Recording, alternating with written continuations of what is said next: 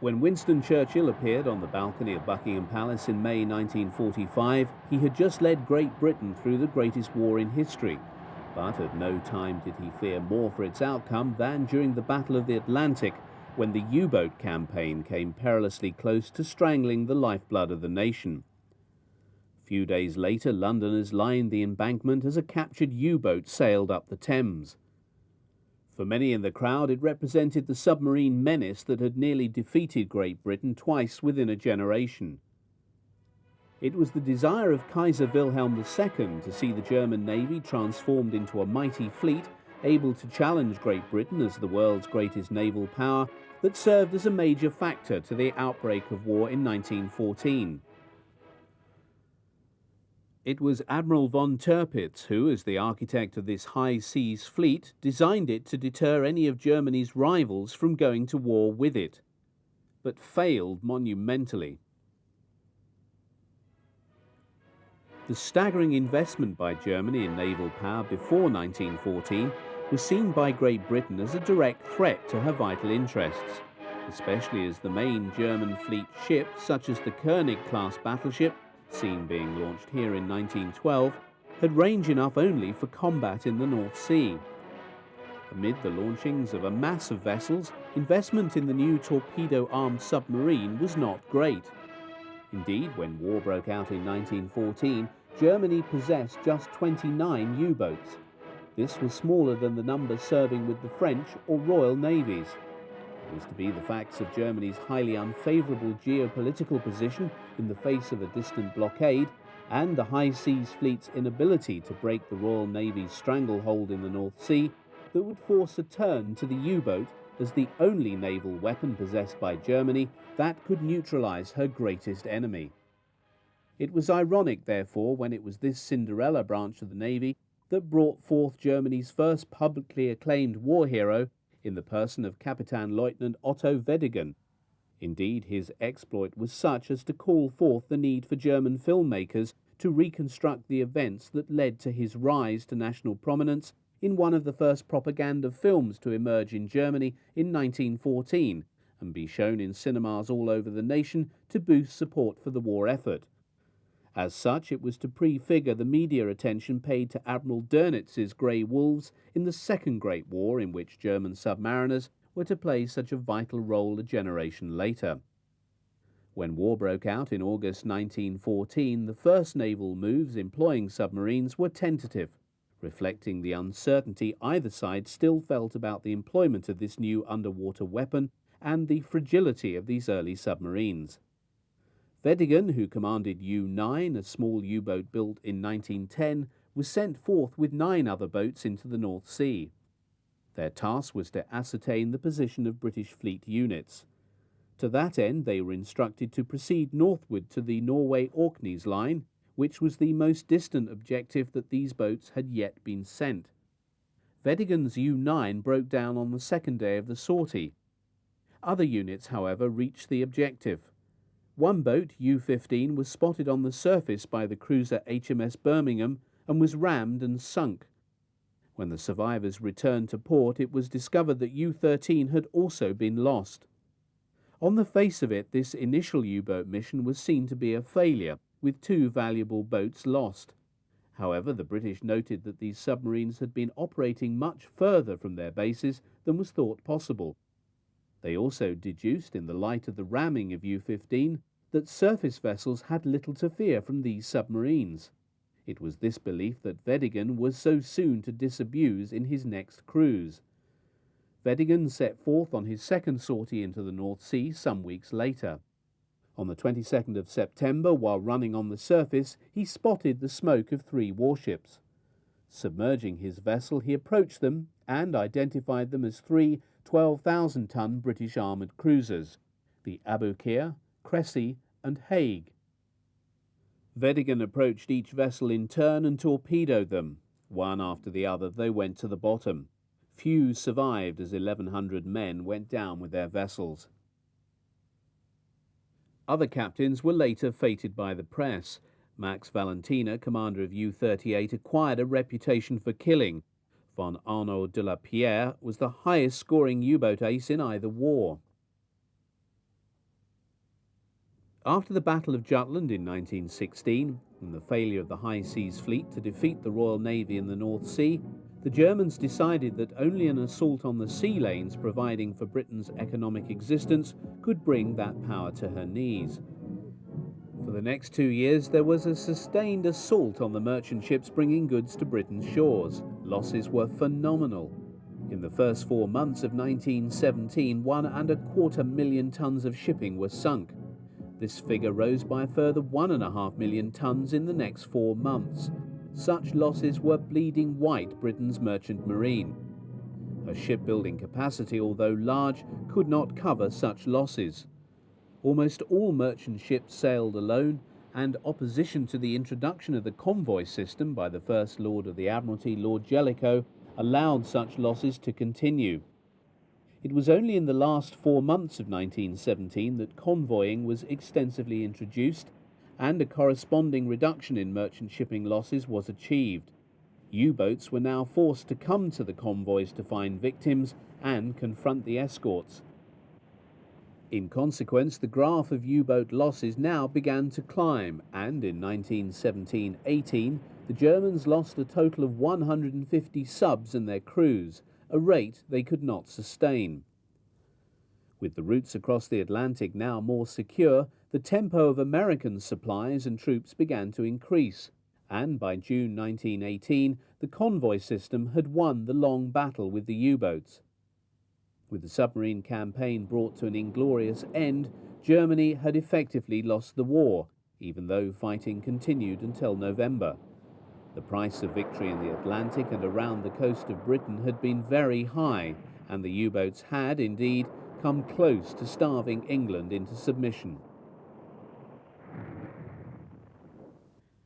Under the terms of the armistice with Germany, which came into effect on the 11th of November 1918, the German Navy was ordered to hand over 176 U-boats to the Allies at Kiel. By December the 1st, 122 had arrived at Harwich to be divided up among the Allied powers. Many went straight to the breakers' yards. However, a number ended their days serving in the navies of their former enemies. While Germany outwardly abided by the Versailles Treaty, behind the permitted naval construction seen here, secret steps were taken to retain expertise in the building of U-boats, and in 1922 a cover Dutch company was set up to actually build submarines for foreign governments. By 1927 the Navy had a secret U-boat technical section, and by the 1930s all was in place to permit the rebuilding of a submarine arm if the political will appeared. It did so with the coming to power of Adolf Hitler in 1933, who fully supported the Navy's senior officer Gross Admiral Erich Raeder in his quest for a new German Navy and a world fleet.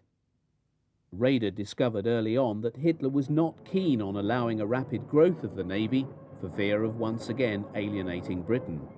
Hitler actually wished to avoid conflict with England and was for this reason happy to enter a naval agreement with her in 1935. This fulfilled two requirements. It allowed Germany to rebuild its navy and launch new ships, but only to 35% of the Royal Navy's total strength. By this means, Hitler hoped to prevent the political alienation of England. Significantly, the Germans were permitted to build the same number of U-boats as the Royal Navy. However, the naval staffs of both nations focused on the building of heavy surface vessels, as these were still seen, despite the lessons of 1914-18, to be the heart of a modern navy. Raeder, however, saw the agreement as merely provisional, and his plans for a massive expansion of the new Kriegsmarine, far beyond the agreed limit of the treaty, remained his ambition. From 1935 onwards, and in spite of the delays in the shipyards, Hitler was also wedded to the production of large warships, and was a battleship man after Raeder's own heart. It was in 1939 that Raeder presented to Hitler the final crystallization of his ambition for the Navy in the form of the Z Plan, which envisaged a fleet in which the battleship remained king. This unrealistic blueprint required the Navy to possess 10 battleships, 4 aircraft carriers, 4 armoured ships, 5 heavy cruisers, 68 destroyers and 249 U-boats, with a completion date of 1948 at the latest. With such a navy, Raeder assured Hitler that England could be defeated, and possibly even America as well.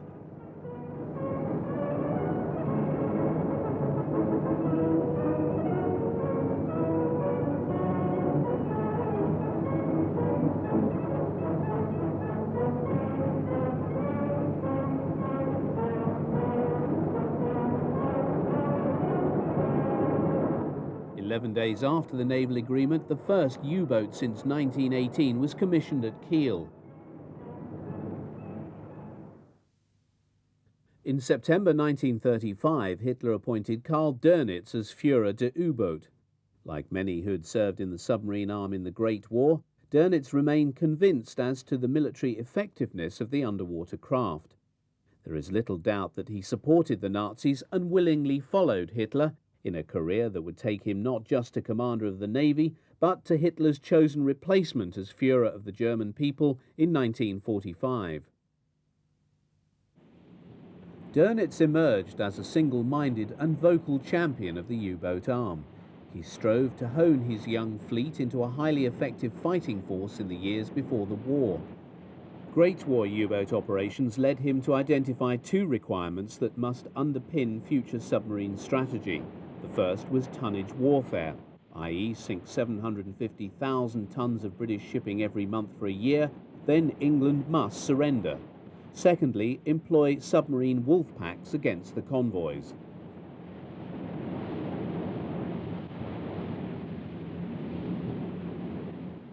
Of the submarines in service in 1939, the Type II weighed in at just 250 tons. Although Dönitz intended them as training vessels, the early onset of the war saw them employed extensively in combat. Seen here are the many variants of the 626-ton Type 7 U-boat, which was the most numerous class of submarine built in the war, with over 600 of the C model completed, although obsolete by war's end.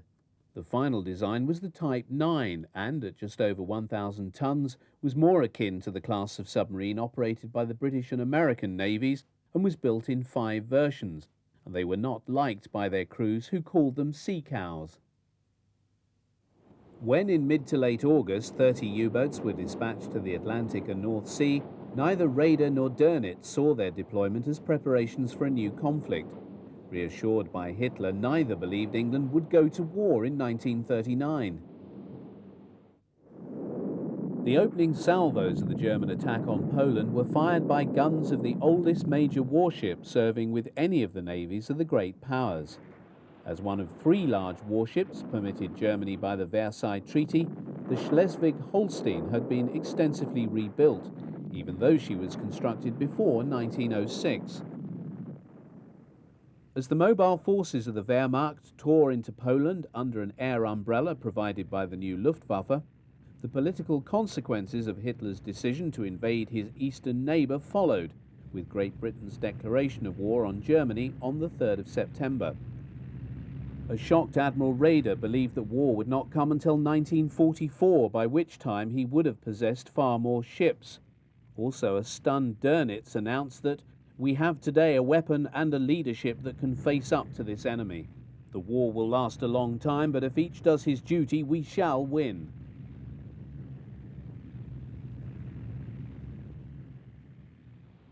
When the radio message flashed out the news of the outbreak of hostilities, Dönitz had 18 Type 7 and Type 9 U-boats on station in the Atlantic.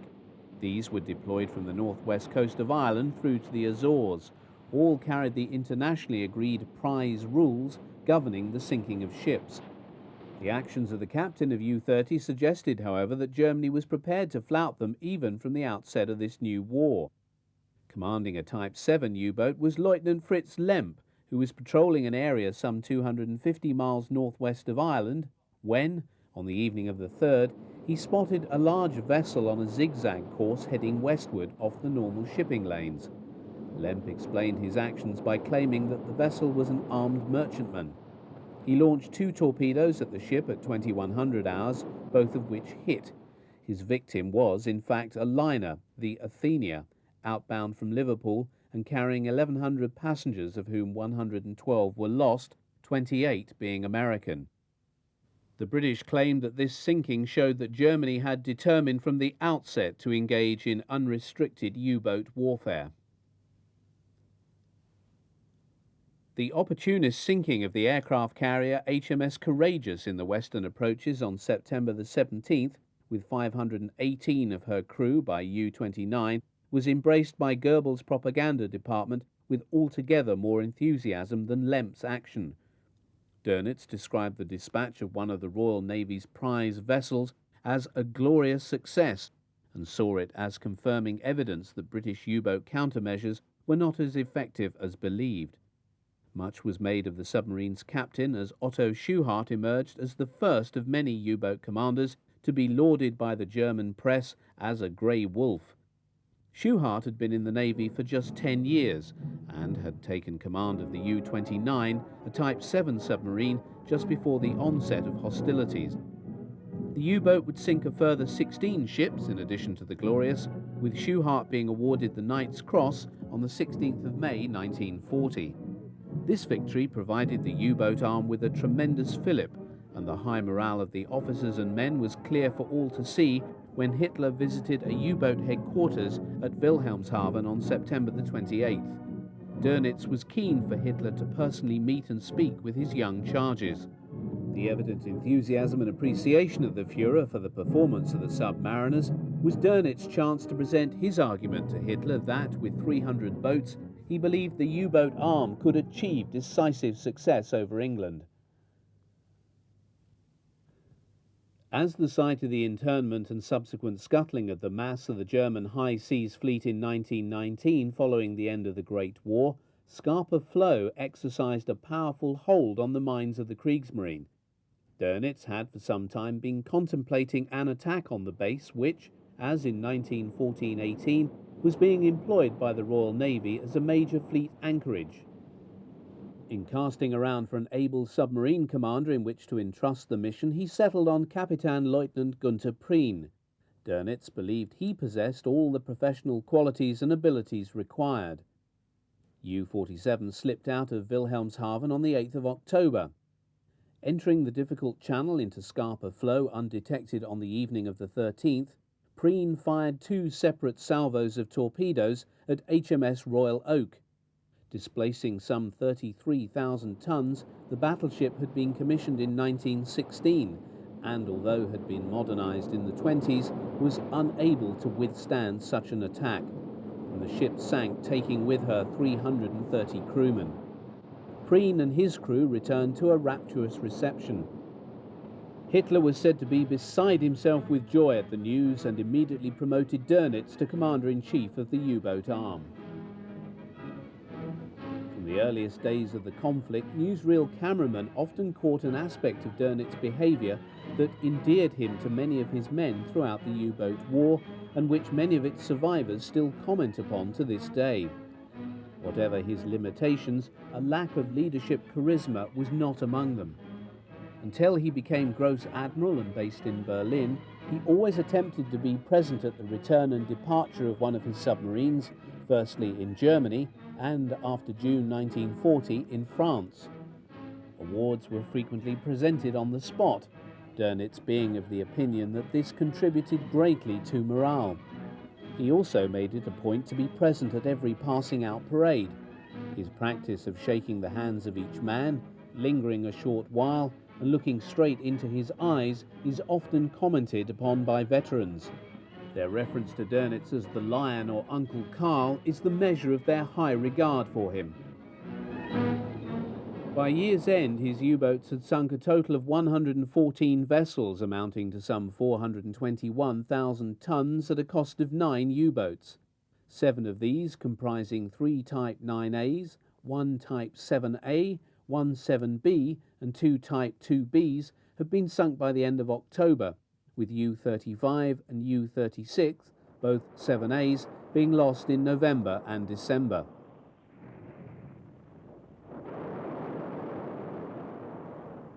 The winter of 1939-40 was extremely cold, the sea around Wilhelmshaven and Kiel being heavily iced, with passages for returning U-boats having to be created by destroyers. When U-48 passed the Fair Island Channel on the 19th of December 1939 on its return passage, there were no U-boats at all operating in the Atlantic. Such was the consequence of a production program that had only manufactured enough new boats to replace those lost since September. This was allied to a chaotic dockyard system which took too long to repair and return vessels to service. The exceptional weather caused the delay in the dispatch of boats for training and combat patrols during January. In the meantime, the newsreel had caught the return of U-48 after a successful cruise.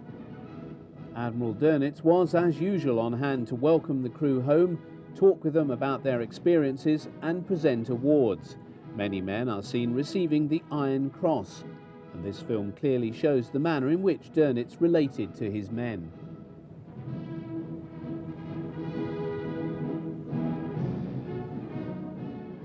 Awarded the Knight's Cross some months later in March 1940 for his successful command of U-48 was Herbert Schulze. During its first 4 cruises under Schulze, U-48 sank 16 ships, amounting to some 109,074 tons. His final tally was 28 vessels, and he survived the war.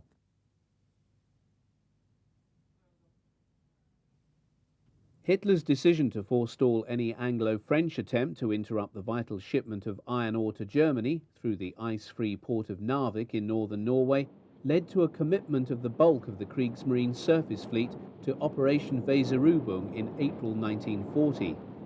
Denmark capitulated within 24 hours of the beginning of operations on the 9th of April, but German moves on Norway prompted a major response from the Royal Navy. Integral to the German naval plan was the involvement of all serviceable U-boats to support the surface elements.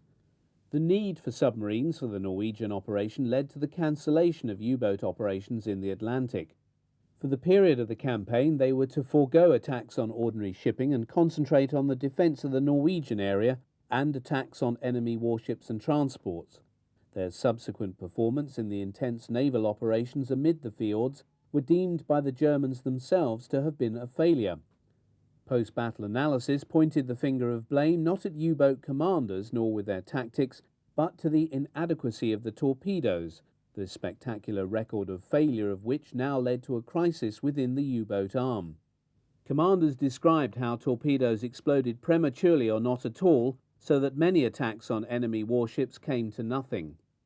The subsequent discovery that torpedoes, whether fitted with contact or magnetic pistols, did not function properly in northern waters meant that to all intents and purposes the U-boats were without a weapon. Months would elapse before these problems were solved. The unfolding events of May and June 1940, when German ground and air forces occupied the Low Countries and vanquished the Anglo-French armies, was watched with rapt attention by the U-boat High Command. With the fall of Paris and the signing of the French surrender on June the 21st, Dönitz and his colleagues realized that the naval war had now been transformed. At one fell swoop, the strategic situation of Germany at sea had been revolutionized by the delivery into German hands of the ports along the Bay of Biscay and their direct access to the Atlantic and the vital arterial sea lanes on which Great Britain depended for her existence.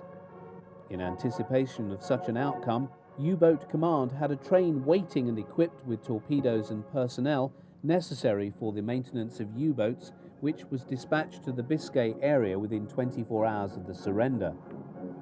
Although the Germans were denied access to the French Navy under the terms of the surrender, its mothballing robbed the Royal Navy of many French vessels which it had been able to use in the vital task of convoy protection. Dönitz was therefore not exaggerating when he described the changed strategic situation as of the greatest possible significance to the U-boat campaign. While his leader basked in the adulation of his people during the Great Victory Parade in Berlin, Dönitz was gearing up his men for a long war, for he did not believe Britain would surrender or be invaded.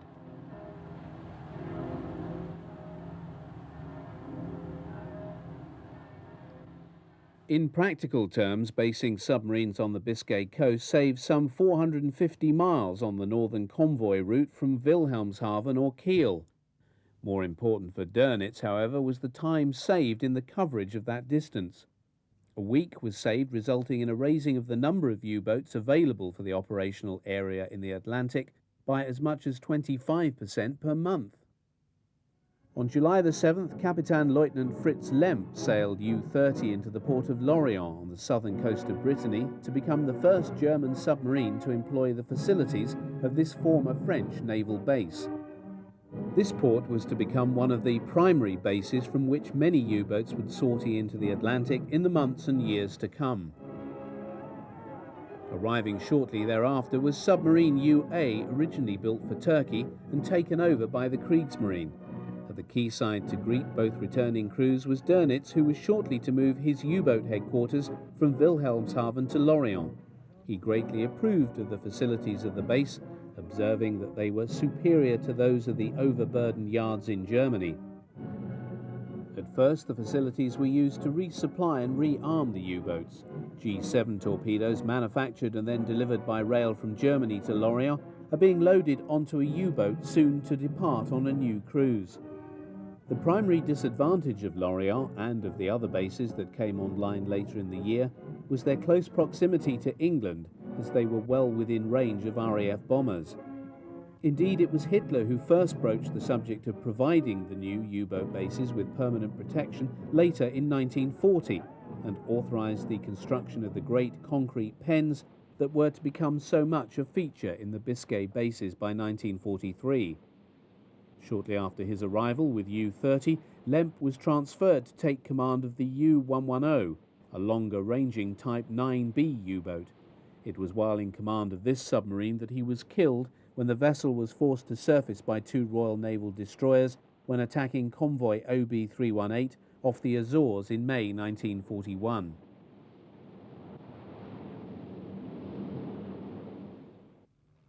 If for the British the second half of 1940 was to witness a major hemorrhage in shipping losses, then it was their perception that it was not just the U-boats that were responsible. Casting a great shadow over the sea lanes was the Focke-Wulf Condor, a former airliner built before the war for Deutsche Lufthansa and modified to serve as a long-range patrol aircraft over water. Although carrying a relatively small bomb load, the heavy onboard armament and long range of the machine allowed Condors to fly far out to sea, way beyond the ability of the RAF, to offer air protection to merchant ships, which subsequently became easy prey for this four-engine Predator. The very small numbers of Condors available equipped the first Staffel of Kampfgeschwader 40 based at Bordeaux, from which they began operations in June 1940. Nevertheless, the rising number of ships sunk by Condors from June onwards led Churchill to describe the aircraft as the scourge of the Atlantic. While Dönitz was pleased that these aircraft were proving so successful, the Condors nevertheless symbolized for him a fundamental problem facing his ability to direct the operations of his U-boats in the location of convoys. In clear visibility, which was somewhat rare in the North Atlantic, the smoke of merchantmen could be seen from the conning tower of a U-boat up to 50 miles away. But on most days there was a heavy swell and visibility was poor, leading to convoys slipping past. Ever since 1938, Dönitz had been pressing for the Navy to possess its own long-range reconnaissance aircraft that could be employed to work as spotters for his submarines. Hermann Goering, as head of the Luftwaffe, had set his face totally against such a proposal. Even with the introduction of the Condor over the Atlantic, Dönitz could not direct the operations of KG-40.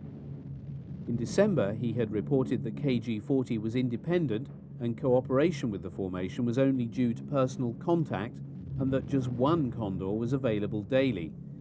When, in January 1941, Hitler sanctioned the subordination of one KG-40 to Dönitz to provide reconnaissance for U-boats, Goering tried vigorously to get him to give them up. For Goering, denying the Navy an air arm was more important than aiding the U-boat war. As it was, the Condor U-boat relationship ultimately proved a failure. It is hardly surprising that the period between June and October 1940, during which the U-boats carried out a veritable slaughter of merchant shipping en route to the United Kingdom, corresponded to that nation's moment of greatest peril. In the face of the imminent threat of invasion of the home island, virtually all air and naval assets were pulled back to lend assistance to those already tasked with opposing a German seaborne landing from across the Channel. The upshot being that shipping, whether in convoy or sailing alone, did so virtually without protection. Furthermore, other French bases such as Brest, Saint-Nazaire, La Pallice and Bordeaux came on stream as U-boat bases, allowing more submarines to feed in directly to the Atlantic shipping lanes. This culmination of factors in favour of Dönitz's boats became all too apparent in this period, so that it was subsequently referred to by the U-boat commanders as the first of the happy times. For the loss of 6 of their own number, the U-boat sank 275 vessels. The worst month for the British was June, where, in addition to the 58 ships sunk by submarine, a further 22 were dispatched by the Luftwaffe, a total amounting to 479,000 tons. Using wolf-pack tactics employing multiple U-boats, the submarines attacked on the surface and in darkness. On the night of the 21st of September, U-boat numbers 99, 65, 48, 46 and 43 attacked convoy HX-72 by this method and sank 11 vessels. On the 19th of October, employing these same methods, convoy HX-79 was attacked and 12 ships sunk. One Royal Navy captain observed of the U-boats how, thanks to their low silhouette, they are almost undetectable in the dark. Because of their small size, they can avoid collisions or speedily disappear under the waves if spotted by escort ships. Our ASDIC is virtually useless against this mode of attack, and we are almost powerless under such conditions. For Dönitz, such actions and such successes provided grim verification of the techniques developed since 1935 in training U-boats to attack convoys employing pack tactics. The emergence of a rash of highly successful submarine captains was exploited to the full, with their faces being splashed across the newspapers and the newsreels.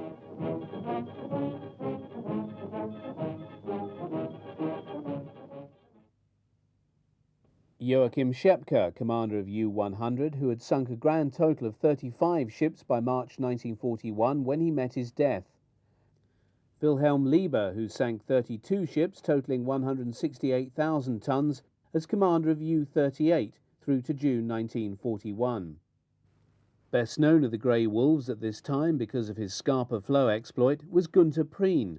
If June 1940 recorded the highest monthly shipping loss of the war, with 284,000 tons sunk, Prien accounted for 66,587 tons. Returning to Lorient is U-99 and the mount of Korvettenkapitan Otto Kretschmer, the one-shot ace who was Germany's most successful U-boat commander of the war, with a final tonnage tally of 314,000 tons. He took command of U-99 in April 1940, after 9 cruises in U-23, in which he had sunk 9 vessels. In the 3 months from June 1940, Kretschmer carved out a name for himself, and when awarded the Knight's Cross on August the 4th, he'd sunk 117,000 tons of shipping. It was against this desperate backdrop of sinkings that President Roosevelt signed the Lend-Lease Act, permitting the export of large amounts of war material to Britain to aid her fight against Germany. While the USA was neutral, Roosevelt was mindful to extend to Britain all aid short of war to ensure her survival. Churchill openly admitted to the US president that he was facing a catastrophe at sea and needed to obtain additional escort vessels to protect the convoys. In a deft political move that sidestepped his critics in Congress, Roosevelt granted Churchill's request and exchanged 50 World War I four-stacker destroyers for leased bases in British territories overseas. Although on paper the transfer of these 50 destroyers provided the Royal Navy with a vital infusion of escort vessels, in practice they left much to be desired. Renamed the Town class, these 4-funnelled vessels were to render sterling service. Capable of high speeds, they were loathed by the crews fated to serve in them. They were narrow, rolled viciously, and were difficult to handle. Nevertheless, most of them performed well, and they filled a critical gap in the Royal Navy's defences during a time of desperate need. The Sunderland flying boat, which along with the American-built Hudson patrol bomber was the only truly modern type operated by RAF Coastal Command in 1939 and was by 1941 available in far more numbers. With a maximum range of 2,900 miles, the Sunderland was the only type that could fly far out to sea over the convoy routes. It was a vital weapon in the fight against the U-boat. By 1941, it had been joined by 30 examples of the US-supplied consolidated PBY-5 Catalina flying boat. Although slower than the Sunderland, its range was greater, allowing it to stay on station and shadow convoys for long periods. When carrying depth bombs, it was used to attack U-boats. Unbeknown to the Germans, the British had achieved a major intelligence coup when they retrieved a working Enigma decoding machine from Lemp's sinking U-110 in May 1941. Sent to the Special Intelligence Service station at Bletchley Park in England, the codes were broken by the end of May. Deciphered signals sent by U-boat command to their ships in the Atlantic were thus being read, in consequence of which the Admiralty rerouted convoys to avoid U-boats. A radical improvement in other measures in the first half of 1941 saw major successes against the U-boats. Increases in escort numbers, improved techniques and surface radar all came together in this period, and many U-boat aces became their victims. Scapa perished on the 17th of March when the destroyers Vanoc and Walker killed U-100 after a long pursuit, Vanoc ramming the surfaced submarine. In consequence of these more effective defensive measures by the Royal Navy, the U-boats found their areas of operations being forced further westwards and out into the Atlantic. Possibly the most famous victim of the new escort techniques was Gunter Prien. On the 6th of March, Prien attacked convoy OB-293. Denied success, he nevertheless maintained contact. On the 8th, he fired again, but was depth-bombed. U-47 never resurfaced. Prien was killed. A week later, Kretschmer was captured after U-99 was brought to the surface when attacking convoy number HX-112. He and his crew were forced to abandon ship, and he spent the rest of the war as a POW in Canada. The extensive film taken by this newsreel cameraman when part of the crew of U-46 in the Atlantic in the second half of 1941 gives us a real insight into the routine and way of life aboard a U-boat. As part of the 7th U-boat flotilla based at the Biscay port of Saint-Nazaire, U-46 was under the command of Engelbert Endras, a noted U-boat ace. At this stage of the war, it was still possible for U-boats to cross the Bay of Biscay without attack from British aircraft, although by 1942 and 1943, the chances of traversing this area of sea without attracting a roving Sunderland was increasingly problematic. Nor would the scene of one U-boat passing another, one homeward and the other outward bound, occur very often in the future. Clearly seen on the conning tower of U-46 is the charging bull emblem which Endras had adopted from Prien's U-47.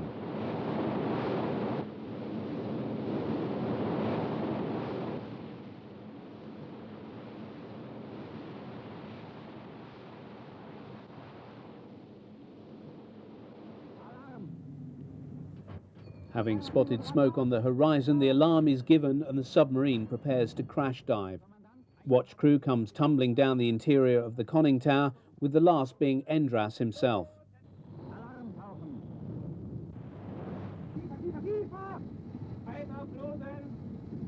As soon as the submarine begins to dive, crewmen move to engage the electric motors as the two diesel engines used to propel the submarine on the surface are closed down. Fed by large accumulators, the electric motors allowed the submerged craft to move underwater at a maximum speed of 7 knots. It was the fact of this low underwater speed that led to attacks on convoys, which frequently moved at a slightly faster pace, being made at night when the U-boat could travel unseen at some 17 knots on the surface. It was also this low underwater speed which permitted British escorts, which could move more quickly on the surface, to hunt down U-boats underwater once their numbers and effectiveness increased from 1941 onwards. While running just below the surface, Endras orders the periscope raised to view the location of the enemy vessel.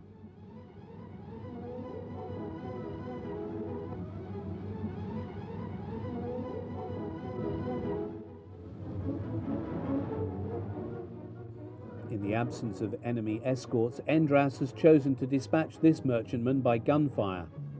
The gun crew pull out the shells for the 88mm gun, which is stored in a waterproof locker under the foredeck. Normally, the gun would be used to finish off a vessel that had first been damaged by torpedoes. This, if possible, was the preferred method, as torpedoes were valuable weapons and were to be preserved where possible.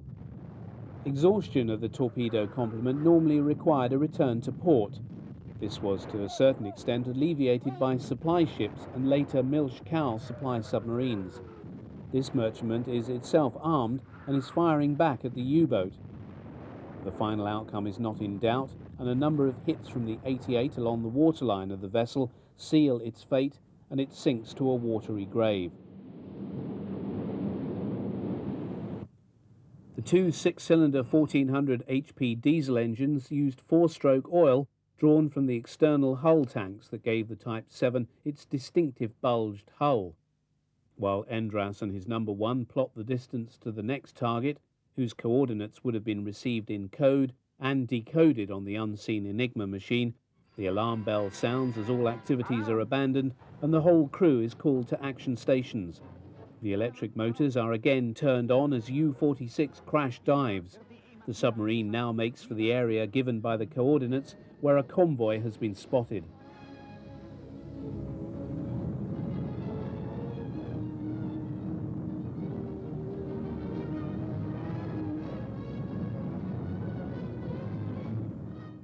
Endras surveys the horizon, the convoy is seen in the distance. A target is selected.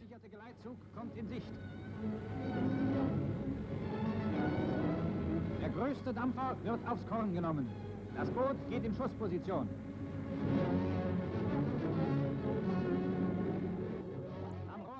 The torpedoes are now loaded, the order is given to fire, and the first of the fish is away. Die Laufzeit des Torpedos wird mit der Stoppuhr verfolgt.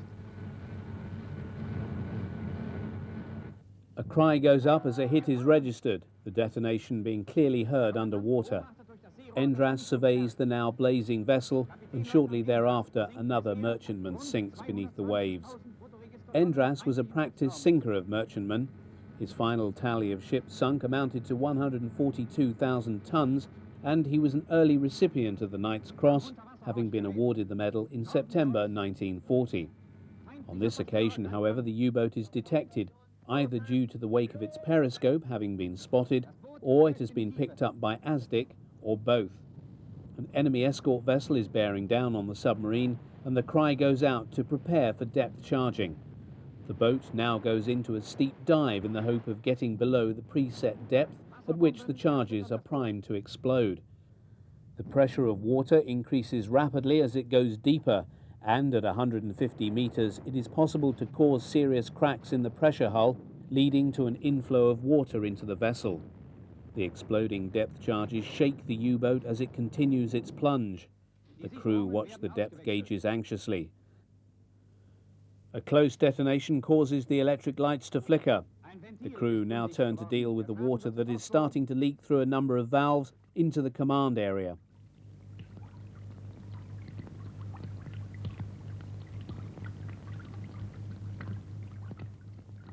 The inflow is secured. The submarine now returns to periscope depth. On occasions, the persistence of British U-boat hunters caused submarines to stay submerged for a very long time. Endras now orders his U-boat to the surface.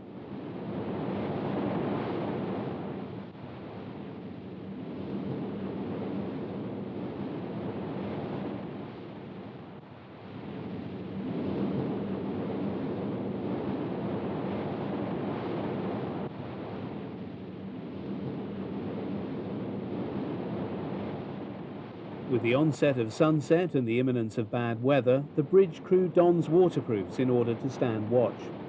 Weather conditions in the Atlantic were often very poor and visibility low. Spotting enemy vessels under such conditions was difficult, the conning tower of a U-boat not offering an exceptionally high vantage point for observation purposes. Down below, crewmen take the opportunity to sleep. Due to the very cramped size of the U-boat, sleeping conditions were primitive, with hot bunking the norm. One crewman coming off duty would sleep on the same bunk as another who had just gone on duty. Even the sleeping conditions for the officers was extremely cramped. For the torpedo crew, maintenance of their charges was an important and regular part of their onboard duties. Known as eels, the torpedoes were withdrawn from their tubes every 4 or 5 days for maintenance. The captain, who was himself catching some sleep, is woken to attend a crewman who's damaged his arm. With all the many projections and rough and tumble of life in such a confined space, minor injuries were a common problem on U-boats. This patient is helped by a glass of medicinal schnapps or liberated whiskey. Endras takes advantage and has one himself. Auch hierbei hilft der Kommandant. Zum 50. Male dieselbe Platte und immer noch keine Rauchfahne. Zapfenstreich, es kann 3 Tage kosten, Kamerad, ich komm ja gleich. Das sagten wir. Das einzig Erfreuliche. Wie gerne sich mit dir gehen, mit dir, Lili Marleen. Die Freiwache spielt Dauerschach. On the bridge, the morning watch are searching the horizon for vessels as the U-boat plunges through a heavy Atlantic swell. Smoke is now spotted on the horizon. After a short discussion among the watch crew, the alarm is given. The bell rings throughout the ship as the crew is signalled to prepare for diving. Those asleep in their bunks roll out and run through the narrow passage of the U-boat to their duty stations. Lili Marleen is forgotten as the well-rehearsed and tried routine of action stations goes into play.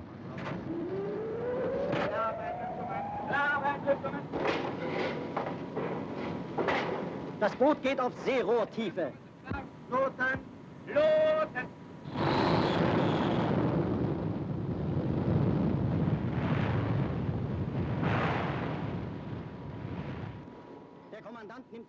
The whole process of launching is repeated.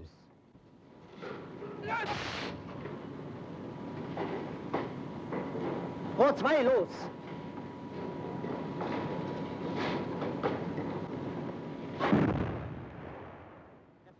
On a later cruise in 1941, Endras took command of U-567, a Type 7C in which he was involved in a running battle with the escorts of Convoy HG-76 in the week before Christmas.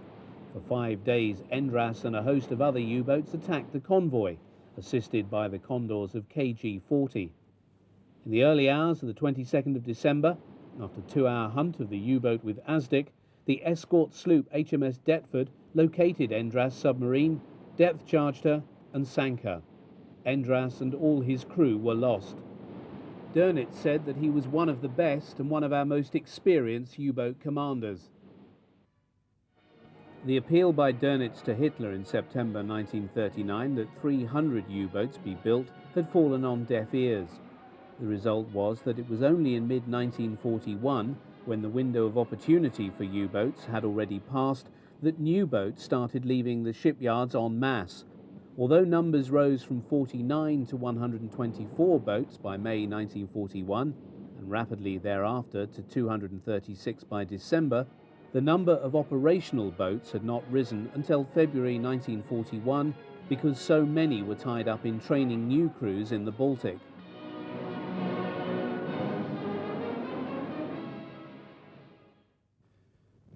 Dönitz could not hope to get Hitler to commit the economic resources to building the U-boats he needed once Germany had invaded Russia in June. Although the Führer anticipated that the Soviet Union would be defeated in short order, it followed that the massive scale of military commitment to the Eastern Campaign would see the bulk of resources allocated to service the needs of the Army and Air Force in that theatre. If the Eastern Gamble was not concluded quickly, then the U-boat arm would have to compete for the limited resources of the Reich for the production of submarines in the face of an ever-widening war.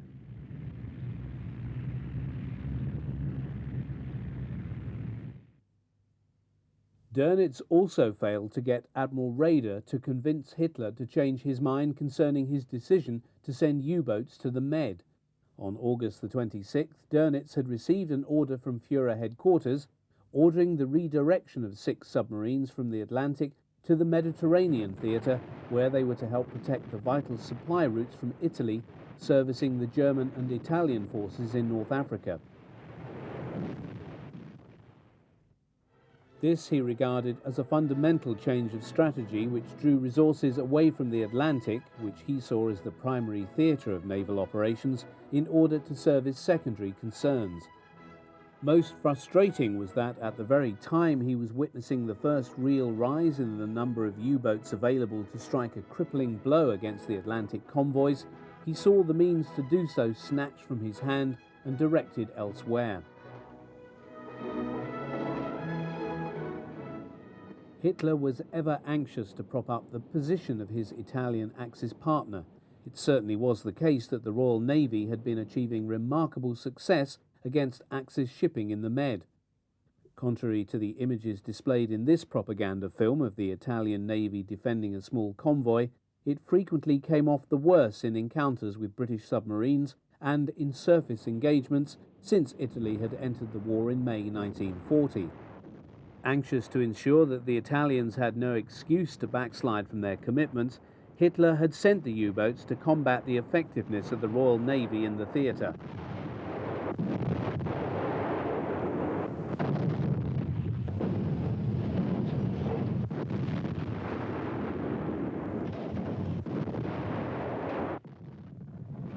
The first U-boats arrived in theatre in September and were used in the port of La Spezia on the northwestern Italian coast. Nominally under Italian Navy command, they acted independently under German control, supplementing the large but relatively ineffectual Italian submarine fleet. A high-profile victim was the Royal Naval aircraft carrier Ark Royal. A part of Force H, the Ark was steaming with the battleship Malaya when it was caught by U-boats 81 and 205 on the night of the 13th of November. Heavily torpedoed, the ship's crew did their utmost to keep her afloat, but their efforts were to prove to no avail and the vessel sank. As a result, the Royal Navy had no carriers available for operation in the Med. U-81 was heavily depth-charged during the action, but escaped after more than 180 had been dropped around her. It was Captain Lieutenant Friedrich Guggenberger who was acclaimed the victor, and on his return to La Spezia was feted by both the Italian and German press and was awarded the Knight's Cross for his actions.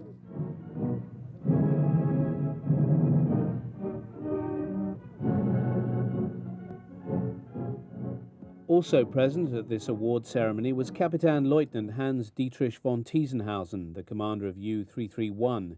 He had assumed command of this Type 7C U-boat on the 31st of March 1941 and had made one uneventful cruise in her before being dispatched to the Mediterranean. It was on the 25th of November that Tiesenhausen had encountered a large formation of British warships comprising 3 battleships and 8 destroyers off the coast of Mersa Matruh. He fired a spread of 4 torpedoes on the battleship HMS Barham, a modernised veteran of the Battle of Jutland in 1916. The Barham was caught on some of the most graphic film of the war when it capsized and exploded, taking with her 860 crew.